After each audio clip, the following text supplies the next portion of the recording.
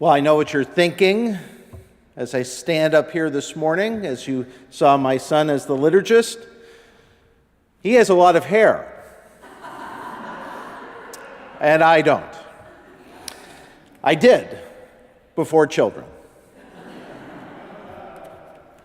It is a joy to be here. My wife is sad that she cannot be here this morning. Our niece is having her senior voice recital at Carnegie Mellon this morning, and so that was a previous commitment. So glad to be with you for worship and to preach.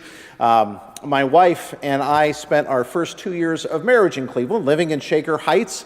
I went to some school that, if my directions are right, it's about 100 blocks that way, working on a master's in clinical psychology. So we have wonderful memories. My wife sang with the Cleveland Orchestra Chorus, and so spent a lot of time in university circles. So it is really a privilege to be here and to share some thoughts and hopefully reflections as we live our life together in the Christian community across different parts and places. You're at a point of transition. I have served 3 churches, I think, during interim transition times, and it's tough. And yet, when we depend on each other, when we support one another, I think I saw in the weekly notes that there's Stephen ministry here. There's been a history here, and that's something that's near and dear to my heart from previous ministry. So the church goes far beyond just the walls of any sanctuary. So I am glad to be with you and to share some thoughts this morning. So our scripture this morning is actually from the book of Acts, but it is Acts chapter 9, the first 6 verses. Meanwhile, Saul, still breathing threats and murder against the disciples of the Lord, went to the high priest and asked him for letters to the synagogues at Damascus, so that if he found any who belonged to the way, men or women, he might bring them bound to Jerusalem. Now, as he was going along and approaching Damascus, suddenly a light from heaven flashed around him. He fell to the ground and heard a voice saying to him, "Saul, Saul, why do you persecute me?" He asked, "Who are you, Lord?" The reply came, "I am Jesus, whom you are persecuting. But get up and enter the city, and you will be told what you are to do." The word of the Lord.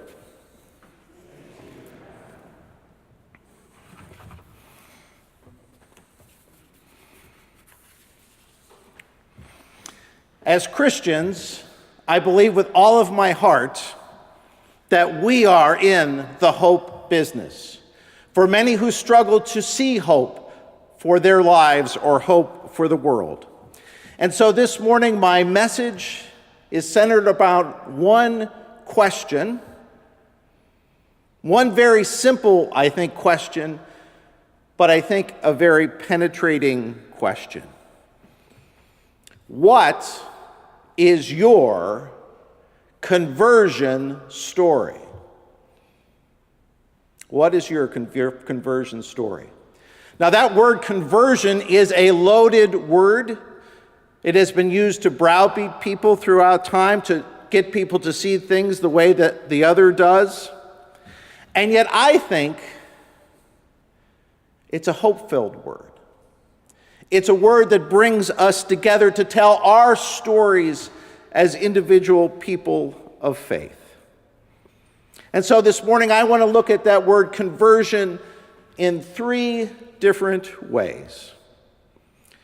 Looking at the life of Saul, who was later the one we call the Apostle Paul.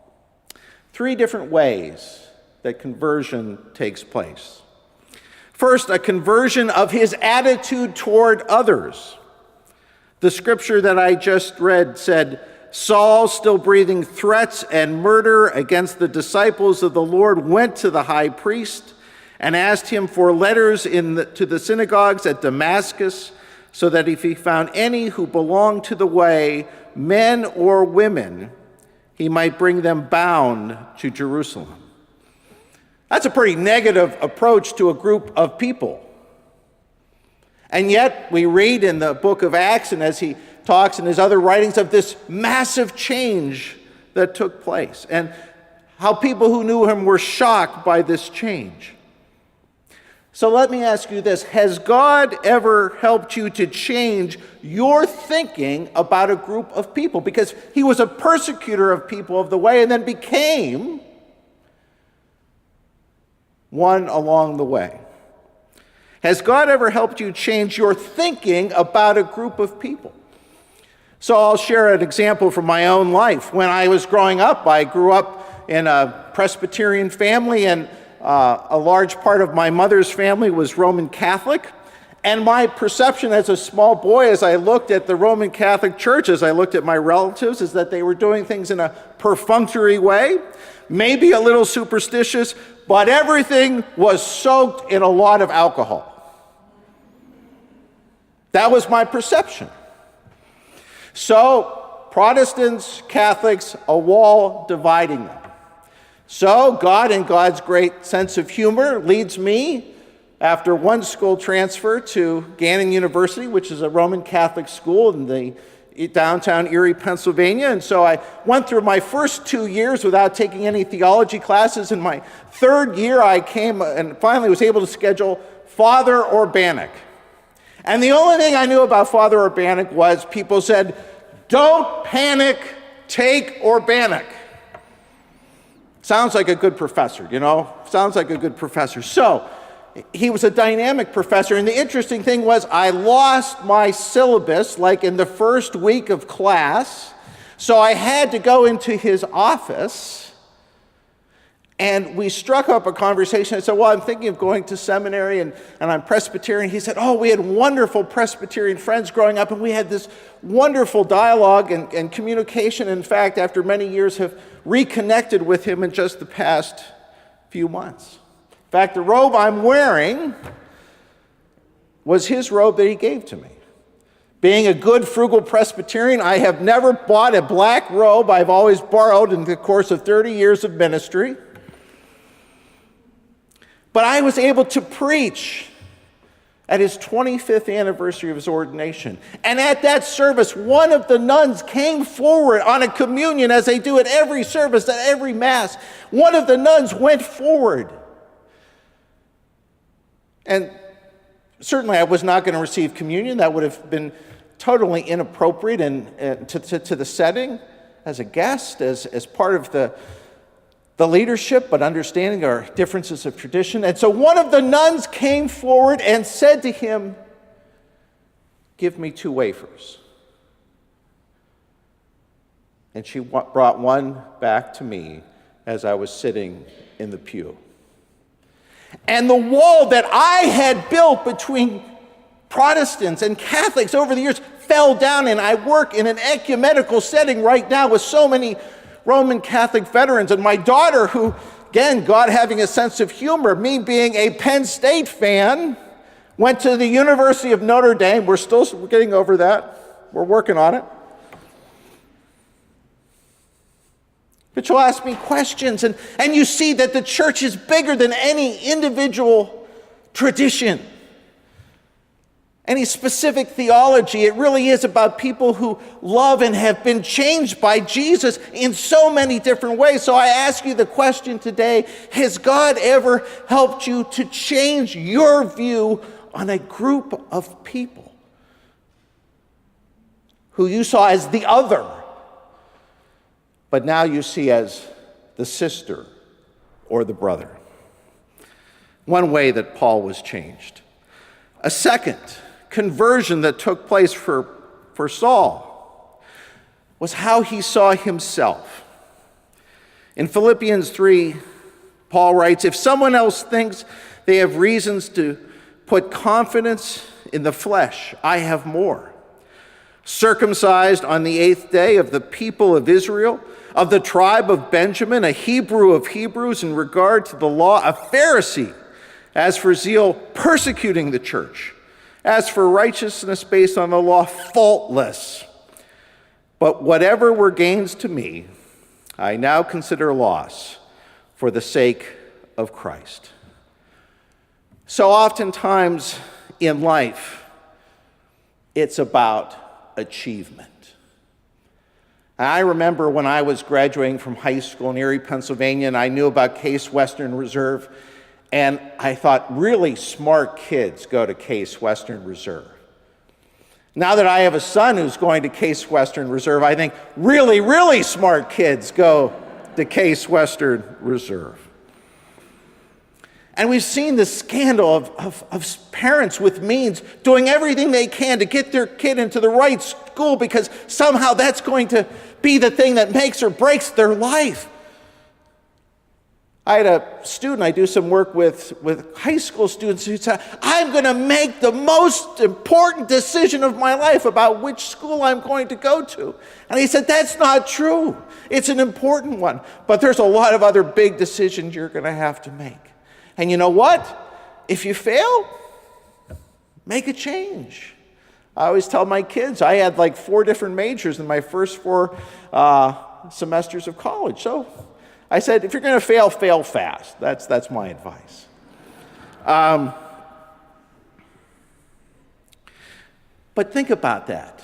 Has God ever helped you? Has Jesus ever helped you to change how you see yourself? Has God ever helped you to see yourself in a different way? John Mulder was the former president of Louisville Seminary. At the age of 35, which is an incredibly young age to be a seminary president, he raised a ton of money. He was well known in the denomination, but underneath it, he was dealing with bipolar depression that was not diagnosed and alcoholism, which he would not admit. He had a fall from grace surrounding sexual misconduct.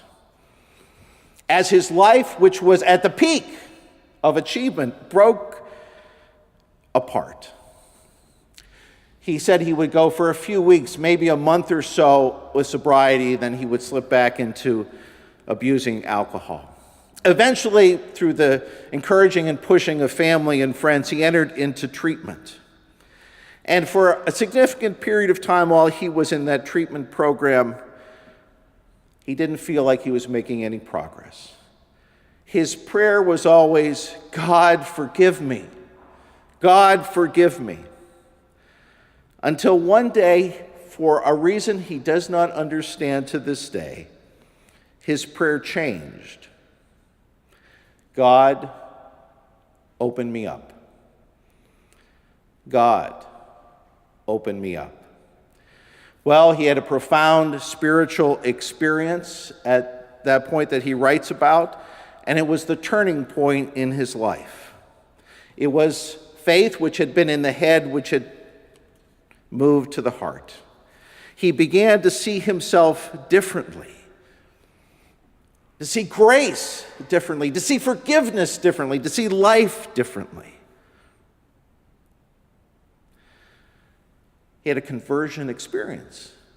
He was a Christian, but he began to see himself differently. So for yourself, have you ever been racked with shame and guilt? Have the negative words others have spoken of you had such an impact that you could not see yourself in the way that God sees you? Have you ever had a focus on one thing and something happened in your life where there was a reprioritization? You may even call it a conversion. And your life went in a different direction.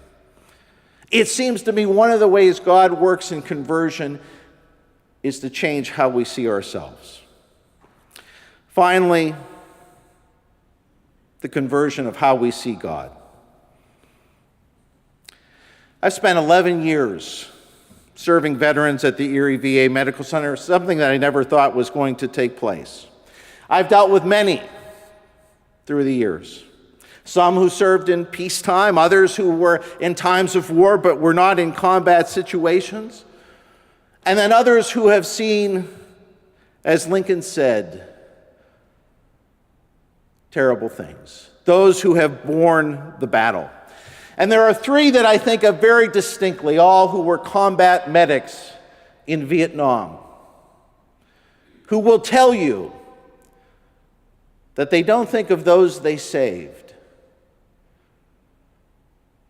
They think of those lives they were not able to save. One of those combat medics who came home, his name is Tim. And he came back with PTSD. He came back with abuse of alcohol and drugs. He had a litany of broken relationships which happened over the course of many, many years. And if someone would have looked at him from the outside, as he often says to me, "Chaplain, if you would have seen me 20 years ago, you would not have recognized me as the person I am today." He was working in a shop in the community. Another employee who was pastor of a small, either Baptist or non-denominational church that didn't have a big budget, that didn't have a big building, and he had to work 2 jobs to be able to serve as pastor of that congregation, got to know some of the veterans who worked in that shop. And he said to them, "Would you guys ever want to get together in our basement, maybe just to talk? No program, no structure. Wasn't started by a committee." That was a laugh line there, Presbyterians and committees. And he said they gathered together there and they began to meet and they began to heal. In that healing community of people who had similar experiences. And his life began to change. He was baptized. He saw God and Jesus in a new light. And he stopped drinking and he stopped drugging. And he began to rebuild the relationships that had been broken over the course of time. And he began to see that his life had a purpose. And so at this point, he volunteers several days a week, one day getting up at about 4 or 4:30 in the morning so he can get to the VA to take a group of veterans on a van from Erie to Pittsburgh for needed medical appointments, waits there all day, is not back usually till 4 or 5 or 6 in the afternoon. And every time you see Tim, you say, "Tim, how are you doing?" And his answer, every time, every day is a blessing. Am I lying, Ben? Every day is a blessing. And when you meet somebody like that, you say, here is someone who has had a conversion experience and who teaches us sometimes to put things in better priority. He realized he could be forgiven. He realized he had purpose. He had realized that he was loved. Conversion comes in so many different ways. So I ask you this morning, what is your conversion story? With other groups of people? With yourself? Or with God? And I think sometimes they're very dramatic. Sometimes they're gradual. But I think one of the reasons we need community is to hear those stories from one another. Saul became Paul. The David of 30 years ago is not the David of today, and I pray is not the David of 10 or 20 or 30 years in the future. We are on a journey. May God continue to change us, to help others to have those conversion experiences that they need and that God desires for them. Amen.